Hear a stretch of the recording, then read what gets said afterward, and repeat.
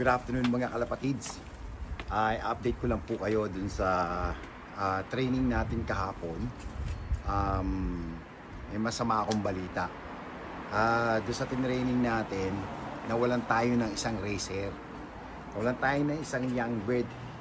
Yung young bird na yon ay nanalo nung 2 weeks race. He was 13th federation. Nakapanghihinayang kasi ginugrong ko tong ibon na to. Single white flight na blue, smoky blue. Single white flight yung ibon. As a cock. Sabi ko nga, kapag nakatapos to ng race, potentially okay yung ibon. And I believe, malakas ang kutob ko na magbibreed ng maraming winner yung ibon na yon. Siya pa yung nadisgrasya. So sabi nga nila, the more you look after the bird carefully, na sila pa yung nadidisgrasya. So, yun, nangyari nga. So, nawalan tayo ng isang ibon from that training. Anyway, yung ibon nga pa lang yun, ay, ang nanay nun ay gift bird sa atin. Papakita ko lang sa inyo. Ito po. Ito po ang nanay niya. So, smoky blue pied po siya.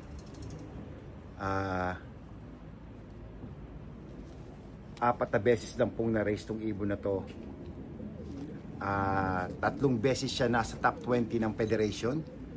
And sa BICC, British International Championship Club, nasa top 100 to.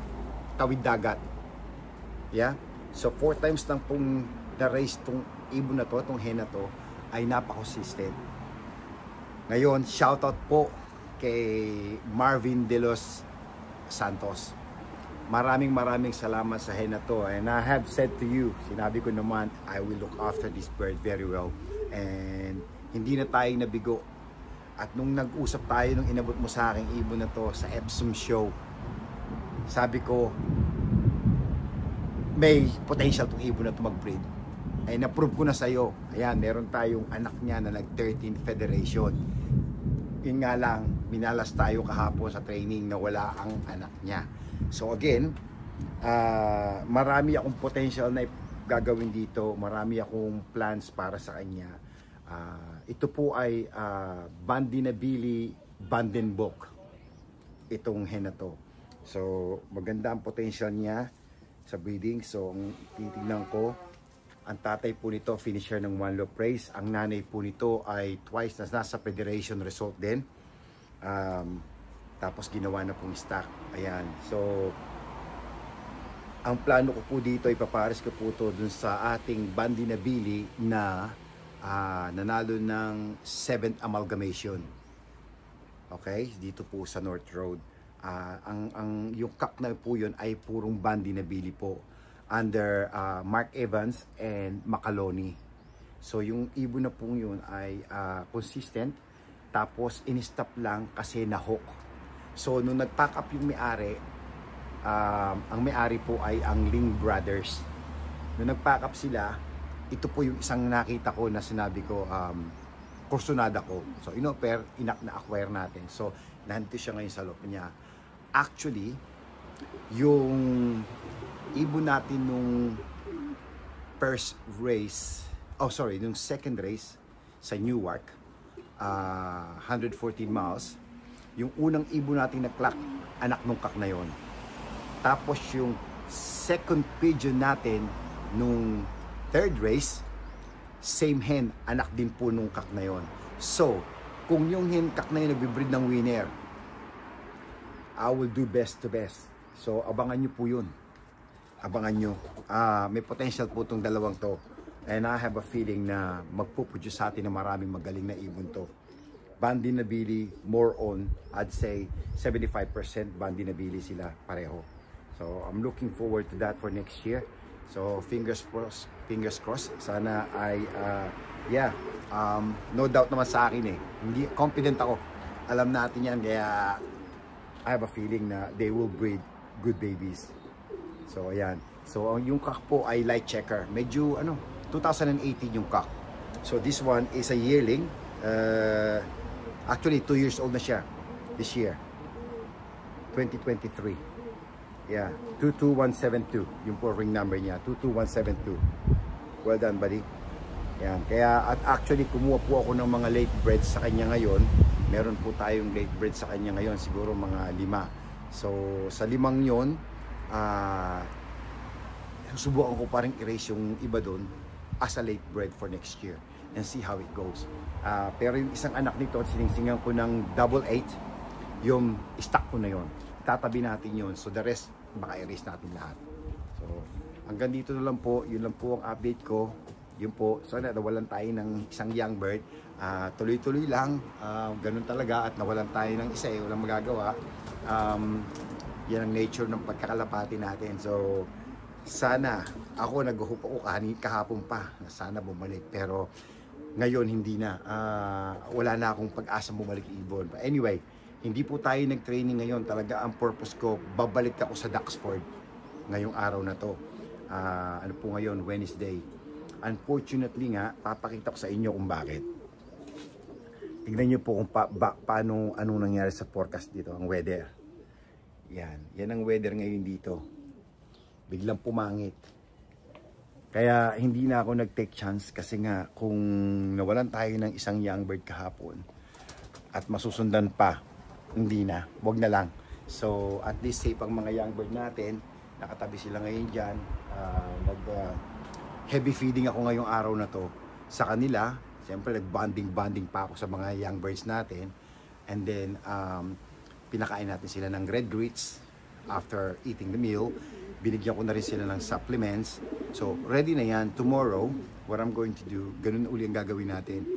Tatakbo uli ako sa Duxford, 40 miles. And then i-release natin sila ng training. And then from there, Thursday, pag uwi, hayaan ko silang maligo.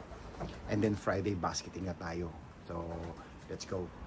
Let's go. Sana meron naman uli. Mas maangat na yung resulta natin sa federasyon. So, sana naman mas maganda ang resulta nila sa 130 miles, which is 202 kilometers away. Yun ang distansya lilipa rin ng mga young birds natin sa Sabado. So hanggang dito na lang at sa susunod na video, enjoy lang ang pagkakalapate. Sa mga hindi pa nakakapag-subscribe, please subscribe naman, like and share para naman na masubaybayan nyo ang mga upcoming videos ko. At take care and God bless. Eto po mga kalapatid, situtuloy ko lang yung ating video kanina. Nag-shower lang ako pagpasok ko ng shower room. Bumagsak ang ulan. Ayan. Kita niyo po, basa ngayon ang floor. Umuulan. Nakasilong lang ako ngayon. At tapos ang napansin ko pa po, yung pong ibon na pinapakita ko sa inyo na gift bird po sa atin ni Marvin De Los Santos. Shout out again sa iyo, Marvin. Thank you so much. Napansin ko po sa Shropshire One Loop Race na dapat sinalihan ko rin this year. Nung makita ko, natuwa ako. Papakita ko po sa inyo kung bakit. Ito po. Ayan. Kung nakikita nyo, dyan, ang nakalagay, Proud Pinoy. Ayan. Ayan, Proud Pinoy. Yan po ay ibon po ng tropa yan. Okay? Ang istorya po niyan, yung hen pong pinakita ko sa inyo kanina, ang nanay ng ibon na to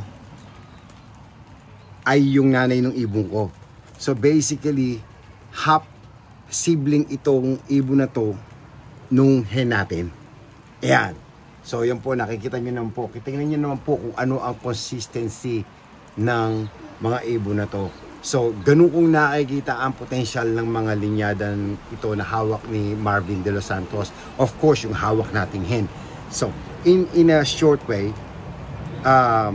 walang doubt na magpuproduce ng maraming winners to. From the mother side and from the direct daughters o direct son at saka sa mga kaapu-apuhan. So, yung strain niya talaga magpuproduce ng mga winners. So, I'm happy with it kasi ito po ay training toss lang to. ano to, bali tinraining to kanina lang to, ng 35 miles. So again, 35 miles, nauna yung ibon. That's amazing kasi marami pa yung birdage. Tsaka I'm happy for them. So sana magtuloy-tuloy yung ibon nila at sana ma-jackpotan nila this year. So next year, sasali tayo dito sa Shropshire One Loop Race. So yun lang po, hanggang sa susunod na video. God bless.